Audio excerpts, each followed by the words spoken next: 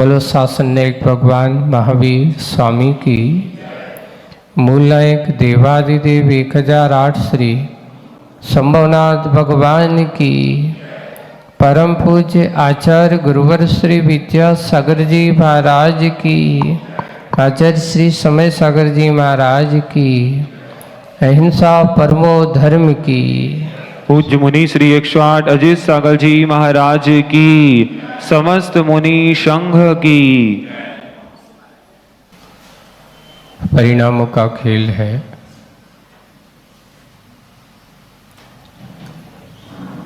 और जैसे हम परिणाम करते हैं वही परिणाम उसकी परिणति का कारण बनते हैं। जब हमारे परिणामों में अपने आदर्श के प्रति, अपने गुरु के प्रति, अपने भगवंतों के प्रति आस्था का भाव जन्म लेता है, उनके प्रति भक्ति भाव उत्पन्न होता है, तो वह परिणति उसके लिए निर्मलता का कारण बन जाती है। लेकिन जब अपने अंदर कसाय भावों का जन्म होता है, किसी दूसरे के प्रति वैमनस्यता का भाव जन्म होता है, ईर्ष्या की प्रवृत्ति हमारे अंदर उत्पन्न होती है, तो उस समय आपके अंदर संक्लेश परिणाम उत्पन्न होते हैं। आदमी को बेचैनी होती है,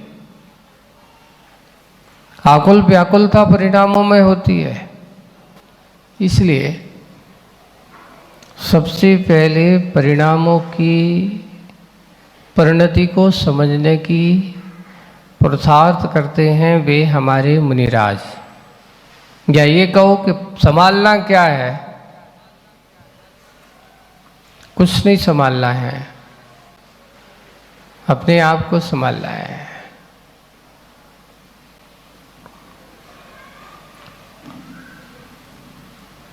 क्लास में अपन बैठते हैं, स्वाध्याय अपन करते हैं। अब स्वाध्याय करते हुए उस समय जो अपन विचारों में वो भाव उत्पन्न होते, कभी कभार कुछ विकल्प भी आते हैं, जिज्ञासाएं भी मन में होती हैं, और बैठे बैठे सुनते सुनते जिज्ञासाओं का समाधान भी मिल जाता है।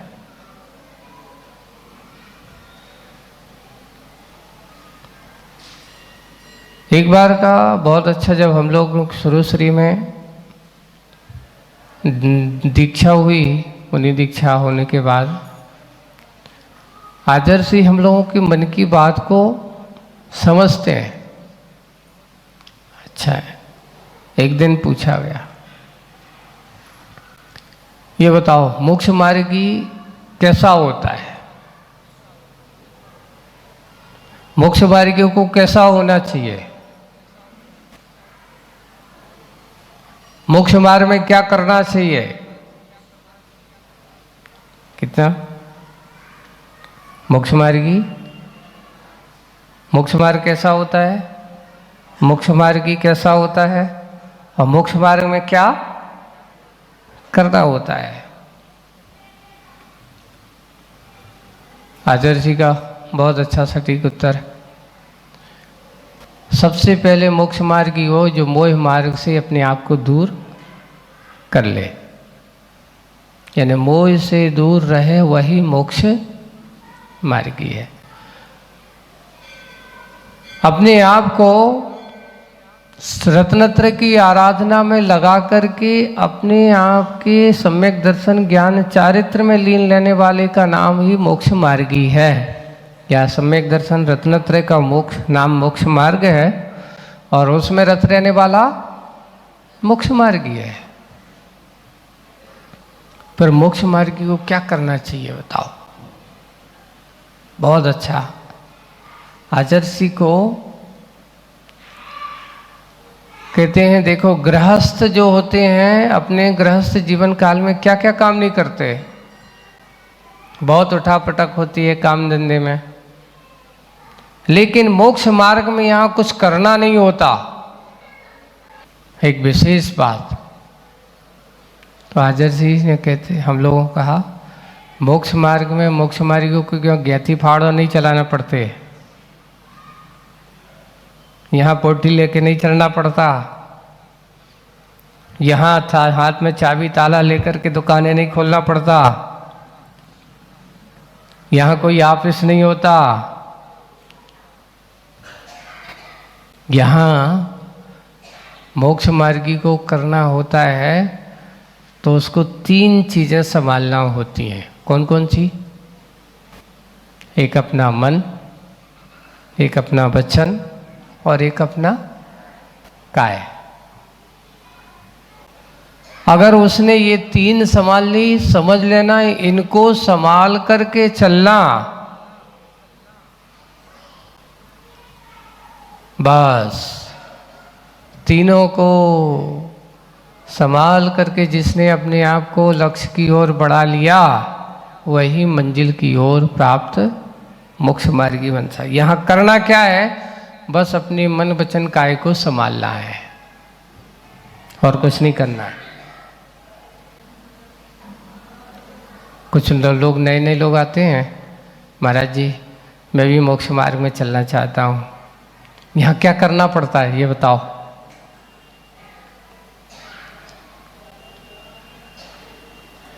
तो उनसे पूछ लेते, ये बताओ हम क्या कर रहे हैं। आपने गुरु महाराज को देखा, आचार्य गुरु महाराज क्या कर रहे हैं? इतने सारे लोग, इतनी सारी भीड़ है ना, इतने सारे लोग, इतनी सारी भीड़ में कैसे अपने आप को संभाल के रखा जाता है। अब हम उनसे पूछते, भैया हमारे पास तो इतने, ठीक है थोड़े गुरु जी से पूछो वो कैसे संभाल के रखते हैं।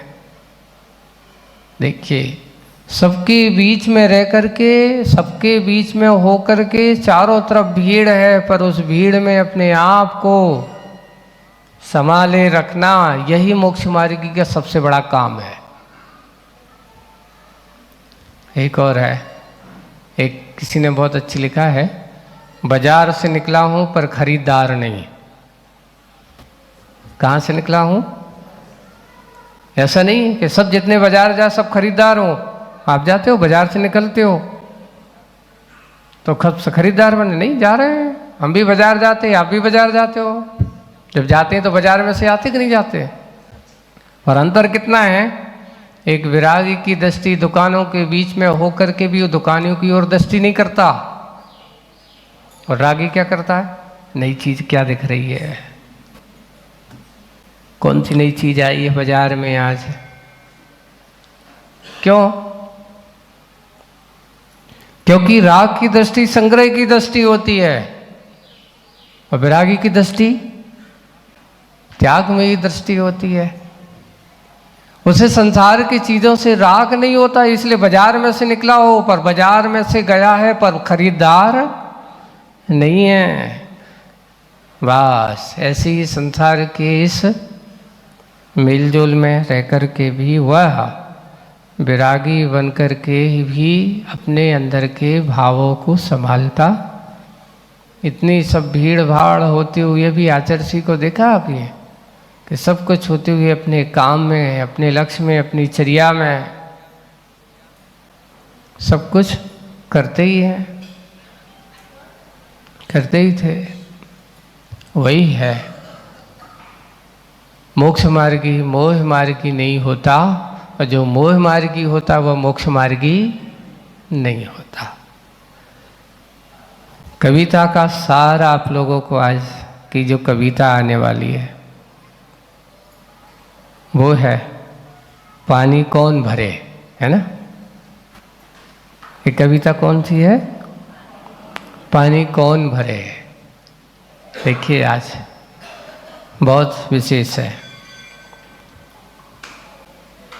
इसको अपन पढ़ते हैं पहले।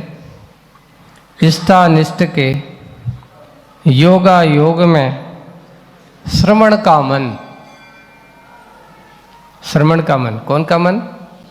श्रवण यानी मुनि का मन। इष्ट और अनिष्ट में, इष्टानिष्ट का अर्थ है इष्ट हो चाहे अनिष्ट हो। योग और अयोग में, अब यहां योग और अयोग से क्या लेना? योग करता जो आपका मन का है अच्छा से योग, और आपका मन का नहीं था तो ये हमारे लिए क्या है? अयोग। योग और अयोग में, दोनों में, अच्छे में भी और बुरे में भी, दोनों में। श्रवण का मन, साधु का मन, साधु का मन अनुकूलता का, हर्ष का, प्रतिकूलता का, विषाद का यदि अनुभव नहीं करता, यदि अनुभव नहीं करता, तब यह नियोग है कि उसके यहाँ प्रतिदिन, तब यह नियोग है कि उसके यहाँ प्रतिदिन पानी भरता है और प्रांगण में झाड़ू लगाता है। योग क्या करता है? पानी भरता है और झाड़ू लगाता है। कौन? योग। मतलब आपके मन, वचन, काय क्या करते हैं? उनके यहाँ झाड़ू लगाते हैं और विराग की वेदी पर आसीन होता है। शुचि उपयोग भुक्ता पुरुष,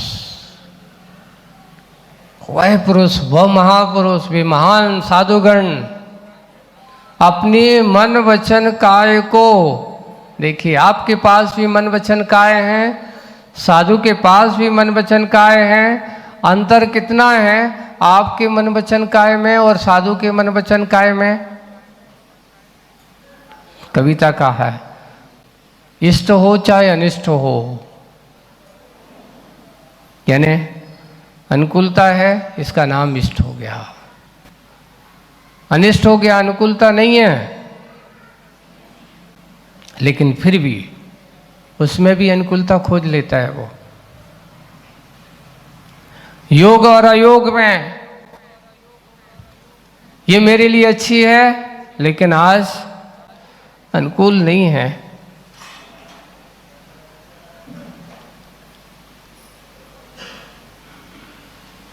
एक बार बहुत अच्छा प्रसंग बनता है, आपको दिखाते हैं। प्रसंग क्या बनता है? आचार्य के सामने हम लोग रहते हैं और सबसे बड़ी बात तो लोगों से मौका पड़ता है हम लोगों को कब? एक ही आहार के समय, है ना। योग अयोग का संबंध तुमसे बनने वाला हमारा एक ही है, कौन सा? आहार के समय। अब हुआ है कि उस दिन थोड़ा सा स्वास्थ्य गड़बड़ है। अब स्वास्थ्य गड़बड़ होने के साथ आचार्य के पास गए, वहाँ गए, आहार करके आए। आचार्य ने पूछा क्यों, क्या हुआ? ठीक है, बल्कि क्यों? एक हम लोगों से पूछते थे तो एक दो शब्द आप लोगों को आज तक कभी किसी को बताया नहीं, लेकिन बता देते। आचार्य से पूछे तो हम लोग कहते थे आचार्य आज आहार कैसा हुआ? तो पूछते थे ठीक हुआ। फिर मान लो जो थोड़ी सी प्रतिकूलता रही, अनुकूलता नहीं रही, आचार्य आहार निरंतराय होगा, मतलब गड़बड़ी तो नहीं, अंतराय तो नहीं आया, लेकिन उतनी अनुकूलता जैसी होना चाहिए थी वैसी अनुकूलता नहीं रही। अर्थात काम चल गया, ले आए, क्योंकि वहाँ थोड़ा सा जो प्रतिकूलताएं थी उस प्रतिकूलता में अपने आप को अनुकूल बना करके लेकर के आ जाना, इसको कहते हैं निरंतराय। यानी कुछ ना कुछ तो गड़बड़ है। ठीक हो गया, कुछ अच्छे अनुकूलता हो गई। और फिर बाद में अंतरा वगैरह हो गया तो वो बता दिया जाता था, तो गुरु जी को पता चल जाता था ऐसा है, अच्छा है। आचार्य जी कहते हैं ठीक है, अनुकूलता बना के चलना यही तो सबसे बड़ी साधु की बात है। प्रतिकूलता में अनुकूलता बनाना ऐसा नहीं। वही बात है कि श्रवण का मन, ये आचार्य जी की कविताओं में, आप लोगों के साथ मिलजुल की कविताओं में आप पूछते हैं कि महाराज क्या है कविता के किस भाव से लिखी जाती हैं, ये कब लिखी गई होगी। कभी ना कभी ऐसी चीज़ें होती हैं, चलते चलते बिहार में भी कभी अच्छा रास्ता मिल जाता है, बिहार करते हुए कहीं अच्छी अनुकूलता मिल जाती है, रहने उठने बैठने की व्यवस्था अच्छी हो जाती, चलो बहुत अच्छा है। और कभी कभार जब जाते हैं रास्ते में ठंडी हो, ऊपर से क्या हो, रात गुजारना है, रात गुजारने के लिए क्या हुआ, रहने की व्यवस्था बिहार आदि में तो ऐसे ही होता है, जहाँ जैसे मिल गया है। अब भाई क्या करें, आज तो रुकने का मकान पक्का नहीं है, कच्चे मकान में ही रुकना है, ठंडी का सामना करना है, ऐसा होता है। उनकी प्रतिकूलता में भी एक बहुत अच्छा संस्मरण सुनाता हूँ, अच्छा प्रसंग याद आ गया कि देखिए आचार्य जी का रामटेक चतुर्मास के बाद 94 की बात है, चतुर्मास के बाद बिहार हुआ जबलपुर की ओर, तो मध्य प्रदेश की बॉर्डर पर पार करके एक गांव आता है, उसका नाम था मोह गांव। क्या नाम था, है ना।